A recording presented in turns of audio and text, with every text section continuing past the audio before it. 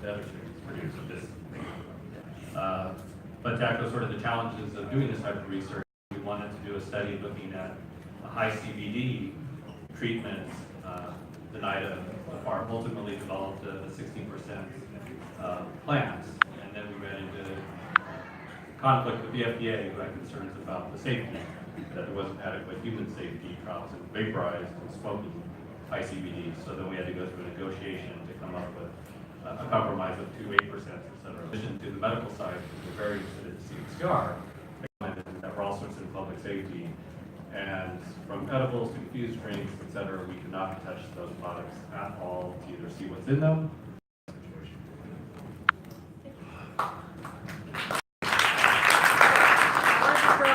Wild card at the panel, one of the ones that we prepared, but that's always fun. So I think we've really covered the idea that the sole source from Ole Miss has been a real challenge as far as getting research to the level that we'd like to see it, as well as the challenges of getting material territories. But one of the things I think we didn't really touch on, and I think is something that's key to the industry itself, is the idea of money, right? Cannabis companies have a hard time moving and paying. And so, speaking from our experience as a cannabis company, we are fortunate to have relationships where we're sponsoring, we're industry-sponsored research, and we're working with eight different universities in the U.S. and abroad. And the biggest challenge we have is what to do with the money, or how to transfer the money. And I imagine that all of you have your own experience with funding, lack of moving money, and would any of you care to go on that one? I mean, I could start, not that I am an expert in money by any stretch of imagination, but the Center for the Study of Cannabis at UC Irvine has a legal component, and that component is heavily interested in the issue of banking in the cannabis industry. Unfortunately, the person who runs the legal part of the center is not here. His name is Professor Robert Solomon, and he's not here today. But this is clearly a matter that deserves a conversation that must be started, and it has already started. It must be expanded state by state.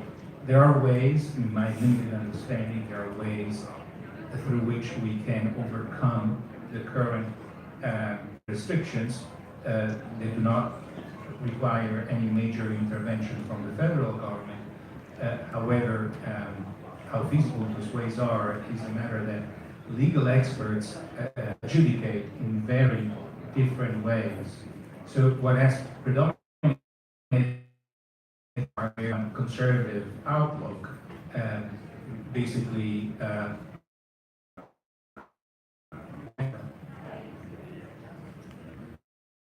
change the status quo. But I am optimistic, and especially because revenues are at stake here. Important state revenues are at stake, and important issues are at stake. How do you pay taxes? And we know that our regulators, our lawmakers want tax money. So I am optimistic that something will change in that direction, I think pretty soon. If I could also bring my very, very limited, very small experience as director of the Center for the Study of Cannabis, we reached out to cannabis companies, and we had an overwhelmingly positive response. Everybody wanted to help us in some way or another. And then we reached out to our own University of California Office of the President and asked them, and that was probably a mistake, not just asked them. I always say it's always better to ask for forgiveness than permission, right? But we did ask their opinion, honestly, and they were understandably very, very cautious. Yeah. They said, well, if it comes from the selling, the cultivating, the distributing of cannabis, you cannot take any money, not even as a gift. I said, but how would a cannabis company work if they aren't doing any of those things? But that too, the interesting, and I want to close on a positive note. The interesting thing is that there is motivated. So even the Office of the President of my great institution, even though they're very conservative, they would like to change things. They just want to see some light at the end of the tunnel. And of course, I don't want to bring up this issue, political issue here, but with the current political scenario, with the current Attorney General, that is quite hard.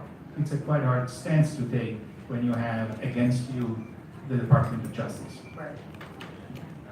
Can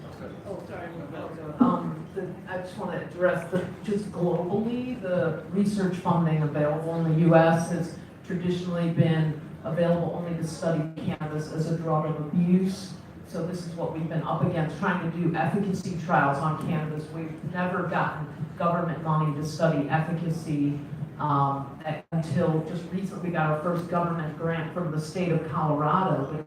It's the state that study efficacy. The federal government, there's very little, only recently money available, small amounts, to study cannabis as a substitution for opioids. But those are fairly small grants, and I really applaud, Tom and CMCR, their work. I mean, they have done most of the seminal studies looking at cannabis as a medicine, as looking at efficacy and safety in the same studies. So their work, we would hardly have any efficacy data at all if it weren't for the California state funding of CMCR many years ago, and their now renewed funding.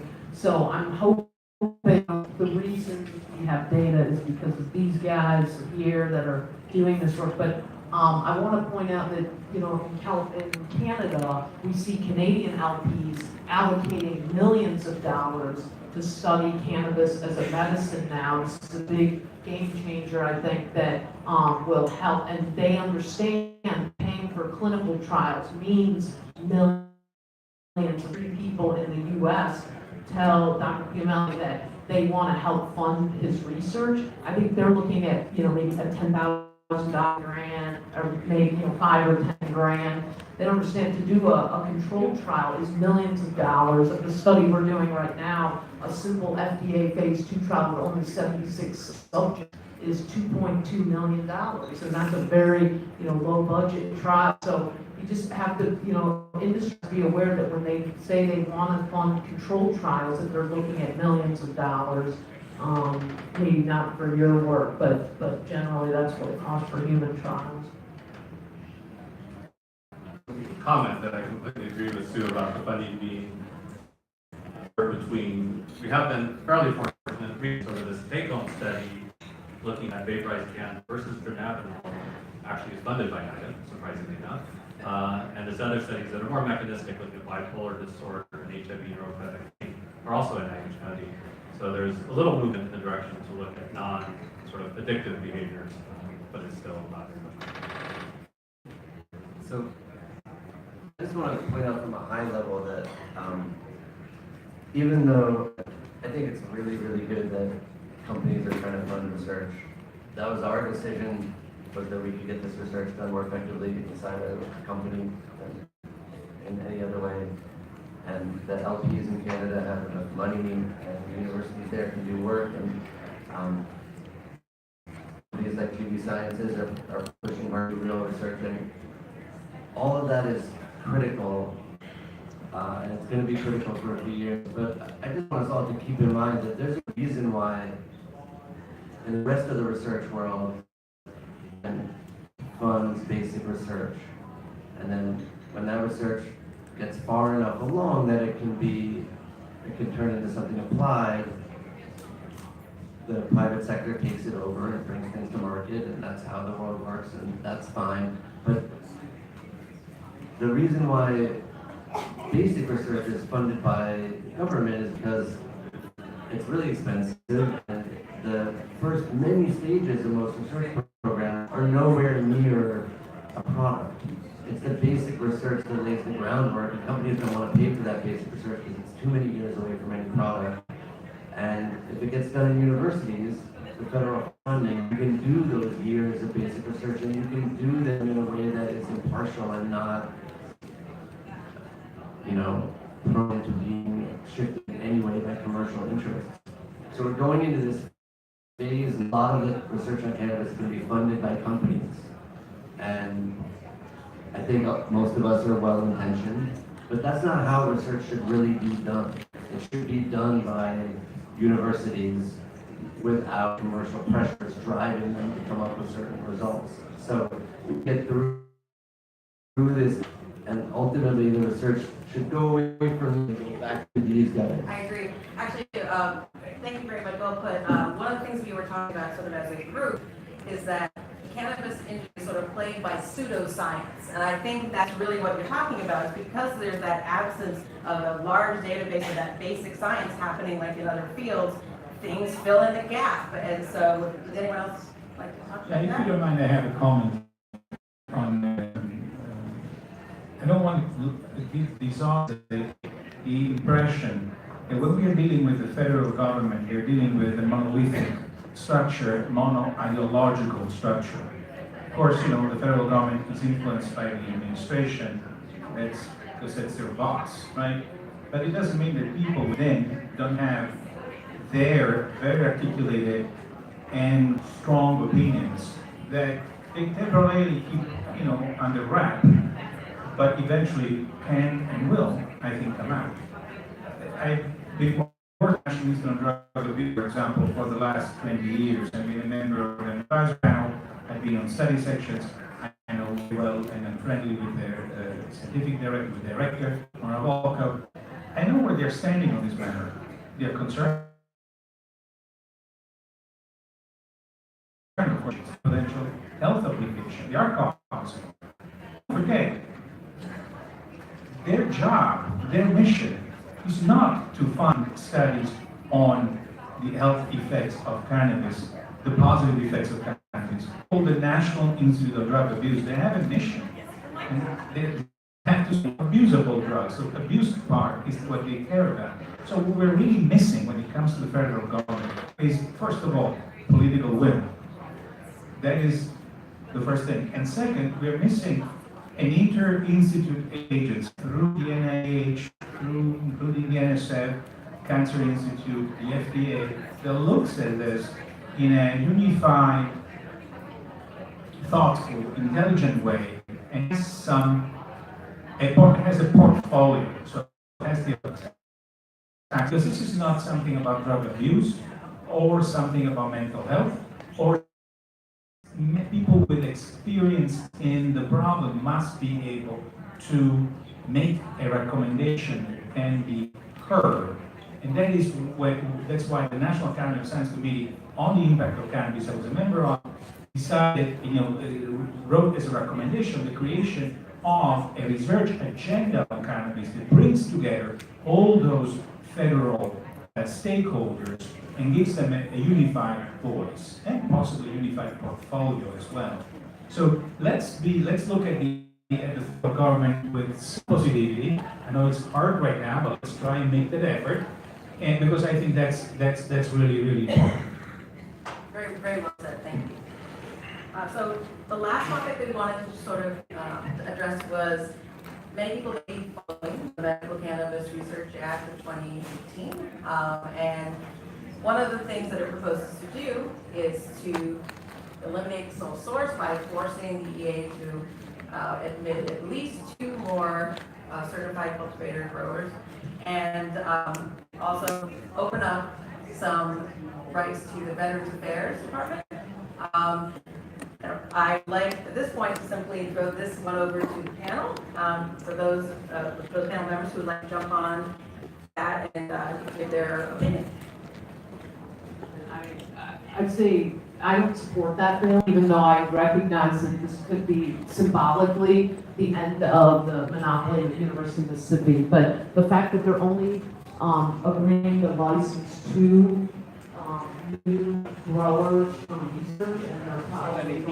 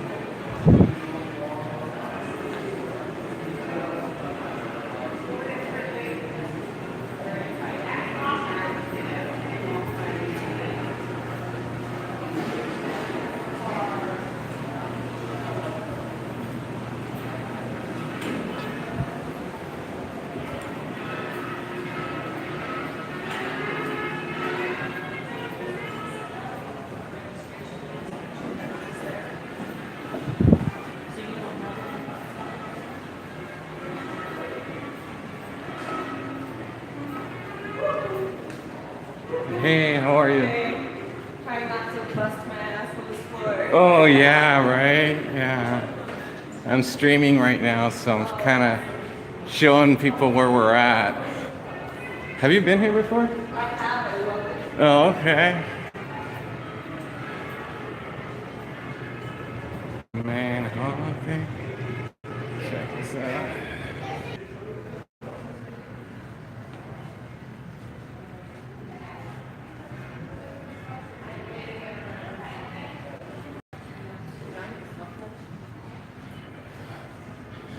I like big boats and I cannot. Nope. Yeah. Anchor management. Alright, I officially found my store.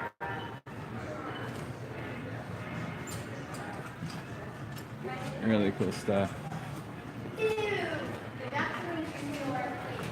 I've actually never been here before.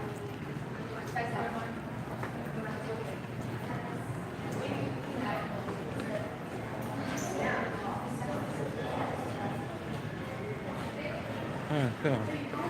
Is this open? No, it's locked.